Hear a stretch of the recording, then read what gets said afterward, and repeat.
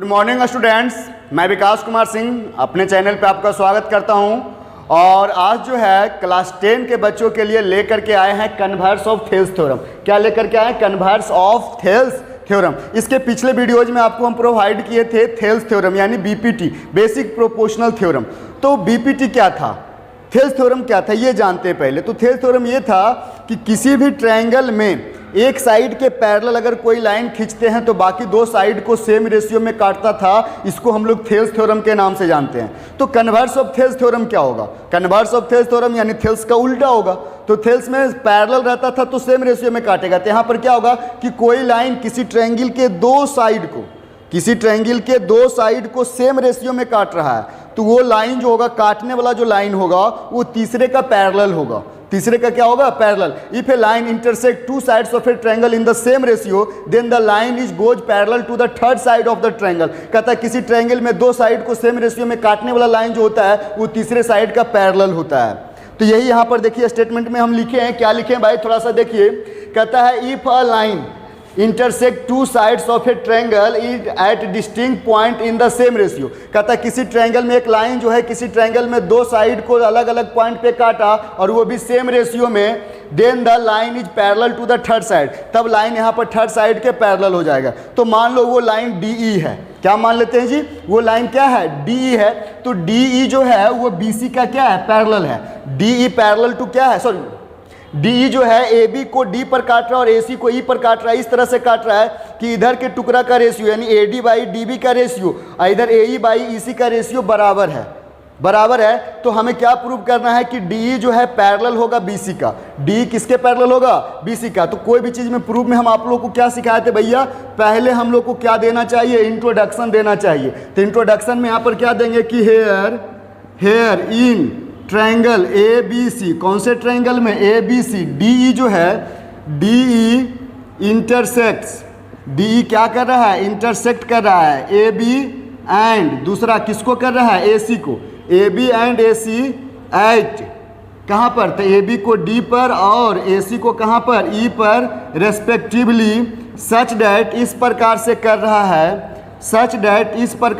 रहा है कि इधर का टुकड़ा का रेशियो, तो इधर का टुकड़ा का ratio AD by DB, AD upon DB equal to इधर के टुकड़ा का रेशियो, तो इधर AE और क्या है? EC है। तो AE अपॉन EC ऐसा दिया हुआ है। तो हमें प्रूव क्या करना है? तो टू प्रूव हमें प्रूव ये करना है कि DE जो है BC का पैरेलल होगा। DE पैरेलल टू क्या होगा? BC होगा। ऐसा प्रूव करना है। तो चलिए प्रूफ तो हम बताएंगे, लेकिन उससे कुछ छोटी सी बातें को हम बताएंगे जो प्रूव करने में बहुत ही ज़्यादा ज़रूरी होगा। एक बात बताइए, ये एक पॉइंट A है, ये एक पॉइंट क्या है? A है। और A पॉइंट से ये गया, A से B एक लाइन गया और ये B तक पहुंचा, है ना। और कोई एक और लाइन जो है A से ही स्टार्ट किया और इसी रास्ते पे जा रहा है, यानी एलोंग विथ ईच अदर, यानी उसी रास्ते पे जा रहा है एलोंग, एकदम इधर ही नहीं कि इधर उधर, एक ही रास्ते पे जा रहा है और एक ही जगह से शुरू किया है और उसका भी लंबाई उतना ही रहेगा। तो वो भी वहीं पर पहुंच जाएगा। दो लाइन सेगमेंट लीजिए, दोनों लाइन सेगमेंट को एक ही जगह से स्टार्ट करिए और एक ही रास्ते पे ले जाइए। और दोनों का लाइन सेगमेंट का अगर लेंथ बराबर है तो दोनों का एंड पॉइंट भी एक ही जगह पे होगा। ये कंसेप्ट बहुत ही ज़्यादा जरूरी है। तो चलिए इसको प्रूव करने की ओर चलते हैं। वो हम इसलिए बताए हैं, कहीं ना कहीं इसका यूज है। तो हम सबसे पहला काम करते हैं कि ये DE जो है BC के पैरेलल है, ऐसा मेरे को मालूम नहीं है। वो पैरेलल है या नहीं है मेरे को मालूम नहीं है। तो कोई और लाइन खींच लेते हैं जो BC के पैरेलल है। D से कोई और लाइन मान लिया जाए, ये DF, ये जो है DF जो हम खींच लिए हैं, ये मान लिया जाए BC के पैरेलल खींचे हैं। एकदम ऐसा सोच के खींचे हैं, कंस्ट्रक्शन किए कि DF जो है BC के क्या है? पैरेलल। DE के बारे में तो हम जान ही नहीं रहे, तो उसके बारे में क्या पता। तो हम मान लेते हैं कंस्ट्रक्शन यहाँ पर क्या किए जी? तो कंस्ट्रक्शन यहाँ पर ये किए कि draw DF parallel to BC। DF खींचे हैं, किसके पैरेलल खींचे हैं जी?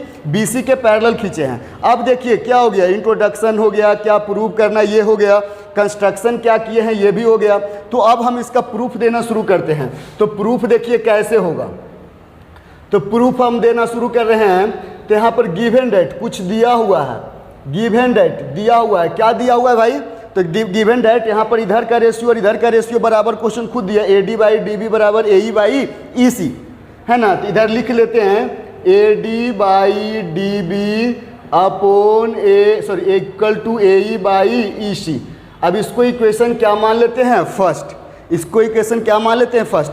एक सवाल आप लोग से पूछते हैं कि जो थ्योरम प्रूव कर रहे हैं हम उसका यूज उसमें नहीं कर सकते, लेकिन कोई और चीज़ का यूज कर सकते हैं। यहाँ पर हम कहना क्या चाह रहे हैं कि हम converse of Thales theorem prove कर रहे हैं। तो जब converse of Thales theorem prove कर रहे हैं तो हम थेल्स थ्योरम का यूज कर सकते हैं, थेल्स थ्योरम का यूज कर सकते हैं। तो यहाँ पर देखिए इन ट्रायंगल ABC, कौन से ट्रायंगल में, ABC में DF जो है BC के पैरेलल खींचे। आप लोग को तो ध्यान में होगा कि DF किसके पैरेलल है, BC के पैरेलल है। तो यहाँ पर क्या बोलेंगे कि DF पैरेलल टू क्या है, BC है। DF पैरेलल टू क्या है, BC है। तो ऑटोमेटिक बाई थेल्स थ्योरम क्या होगा भाई, तो बाई थेल्स थ्योरम, तो थेल्स थ्योरम द्वारा हो जाएगा आपको कि इधर का रेशियो और इधर का रेशियो बराबर होगा। अब यहाँ पर समझो कि DE है ही नहीं, क्या इमेजिन करो कि DE नहीं है, तो इधर का क्या रेशियो होगा, AD/DB, और इधर क्या, तो DE जब नहीं है तो F है, तो AF/FC, AF अपॉन FC होगा। इसको इक्वेशन सेकंड मान लीजिए। और आप लोग तो बहुत ज़्यादा अच्छे होशियार बच्चे हैं, तो आप लोग देखिए क्या है, दोनों का LHS बराबर है जी, AD/DB यानी दोनों इक्वेशन का LHS बराबर है, तो दोनों का RHS बराबर होगा। तो यहाँ पर क्या लिखेंगे कि फ्रॉम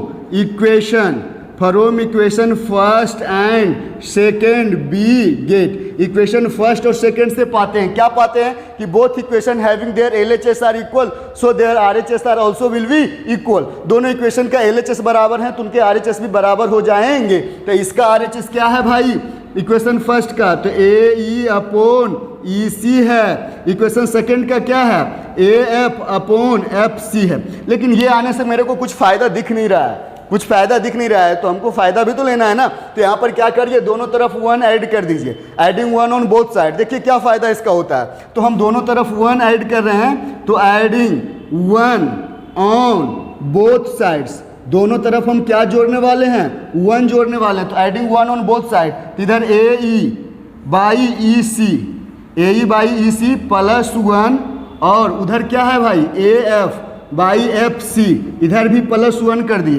अब ऐड करने के बाद फाइनली मनने को मिल क्या रहा है भाई, तो मिलेगा क्या चीज़, तो आपको फ्रैक्शन का ऐड करने आता है, EC ऊपर जाके जुड़ जाएगा, तो AE प्लस क्या हो जाएगा EC। आप लोगों को फ्रैक्शन का ऐड आता है ऐसा तो हम उम्मीद कर सकते हैं, और अपॉन EC। उसी तरह से यहाँ पर क्या हो जाएगा AF plus FC upon FC।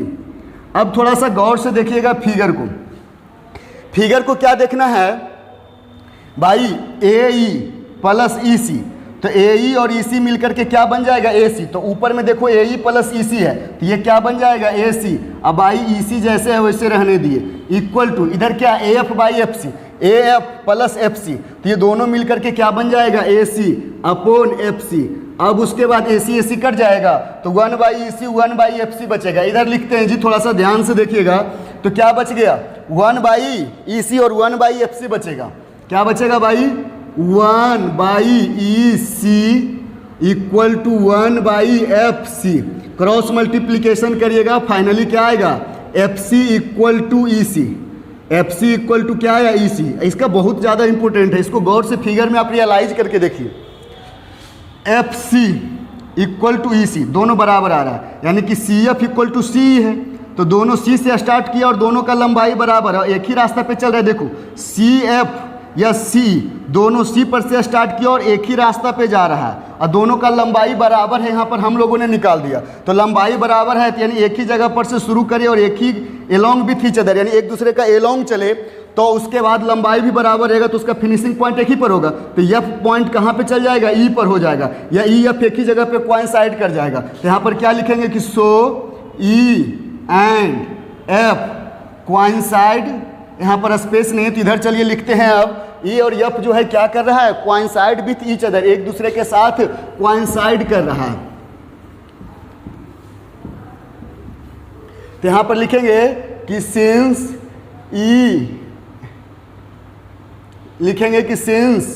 CE and CF, CE और CF जो है क्या हो गया, CE and CF are start CE and CF start from C, कहाँ से कर रहा है? C से, and along with each other, और एक दूसरे के साथ है, along with each other, एक दूसरे का क्या है जी? साथ है। एक ही जगह से शुरू किया और एक दूसरे के साथ है, तो यहाँ पर क्या हो गया? and उसके बाद साथ साथ क्या हो गया? CE इक्वल टू CF है, यानी कि एक ही जगह से शुरू किया, एक दूसरे के एलोंग जा रहा है और लंबाई भी बराबर है। डेट मीन्स क्या हो गया? E और F दोनों एक ही जगह पे होगा, तभी ऐसा पॉसिबल है, ऐसे तो पॉसिबल नहीं है। तो यहाँ पर क्या लिखेंगे कि सो E and F coincide with each other, coincide with each other, एक दूसरे पे क्या कर जाएगा? coincide कर जाएगा। अब थोड़ा सा ध्यान देने वाली बात यह है कि यहाँ पर हम क्या किए थे? कंस्ट्रक्शन कि DF जो है वो पैरेलल है BC का। हम कंस्ट्रक्शन क्या किए थे कि DF पैरेलल है BC का, लेकिन अगला लाइन में हम लिख सकते हैं कि DF के जगह पे DE लिख सकते हैं पैरेलल टू BC को। क्यों? F और E एक ही जगह पे थी, F के जगह पे E लिखेंगे तो कोई मेरे को मना करने वाले नहीं, यानी F रियली में E पर ही है। तो DF अगर पैरेलल है BC का तो वो भी लाइन भी तो उसी के ऊपर है, तो यानी DE भी क्या होगा? पैरेलल BC का होगा। और यही बात प्रूव करना था, यही प्रूव हो गया। ये आपका हो गया कन्वर्स ऑफ थेल्स थ्योरम। तो उम्मीद करते हैं कि आप लोग को समझ में आया होगा, और ये भी आपके लिए जो है बोर्ड एग्जामिनेशन के लिए बहुत ही ज़्यादा इम्पोर्टेंट है। तो आप जो है इसको एक बार ज़रूर से आप खुद से बना करके देखेंगे, आप बनाएंगे खुद तो कॉन्फिडेंस आएगा, और आपको इसको 2-4 बार ज़रूर प्रैक्टिस करेंगे। और अगर आपको वीडियो अच्छा लगा है तो लाइक, सब्सक्राइब और कमेंट तो कर ही दीजिए। उम्मीद तो कर सकते हैं इतना। तो चलिए आज इतना ही। Goodbye, have a nice day.